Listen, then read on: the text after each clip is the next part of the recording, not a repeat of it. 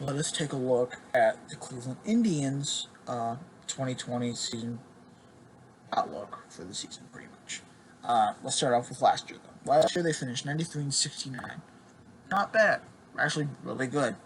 They placed second in the AL Central behind the Twins. They didn't even make a wild card spot, which kind of sucks.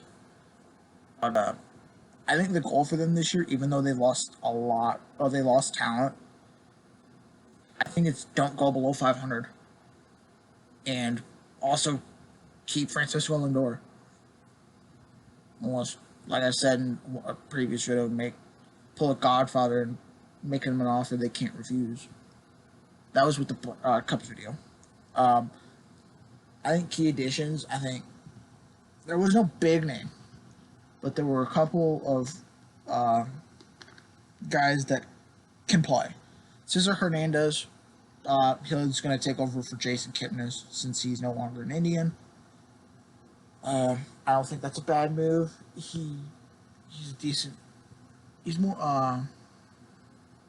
He can field. He hits for contact more than power.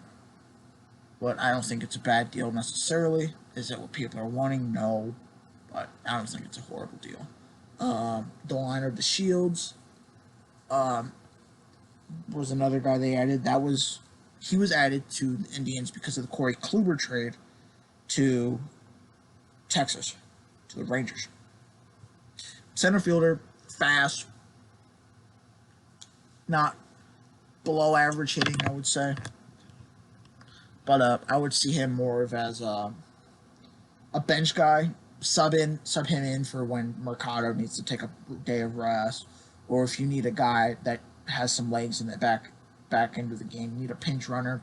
Not Mercado. DeShields is your guy, and Sandy Leon, who they signed him through. I believe they traded for Leon from the Red Sox, which Leon's a really good defensive-minded catcher. He's not as good on the offensive side, but he's competent on the offensive side.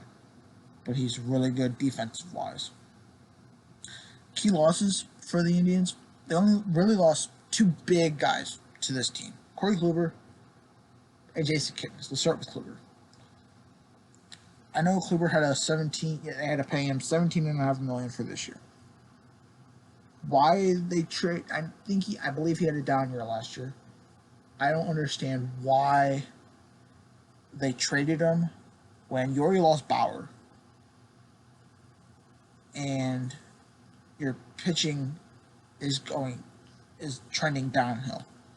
Is it because of his age, his productivity, which is the case?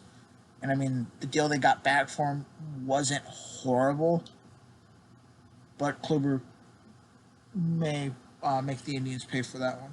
And they also lost Jason Kipnis. I think the heart and soul of that team.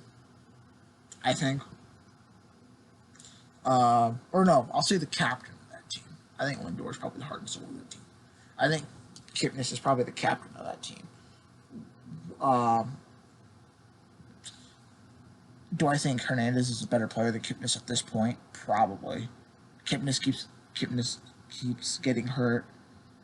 He's not as productive as he was in previous years, 15, 16 prime examples. And they just felt like it's time to move on, which is completely okay. I think stuff to look for out of the Indians this year is the emergence of young guys. I think Mercado had a hell of a year last year as a rookie, as his first full year, I believe. Yeah, as a rookie. I think Franmil Reyes, you're going to have to watch out for. He can hit the ball hard and far.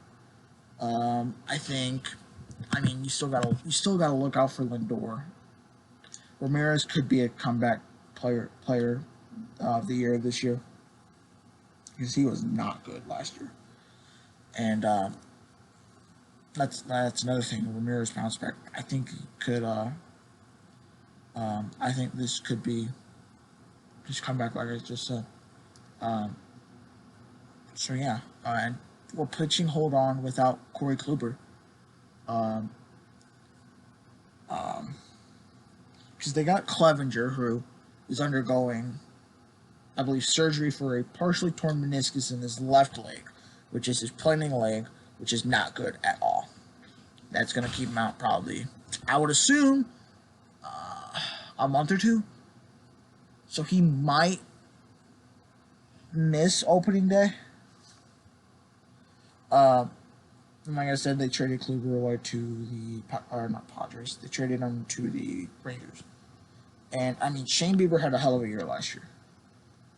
I think he's gonna have to be the number 2 guy on that team, almost kind of be the second ace. So I think Clevenger's the number 1.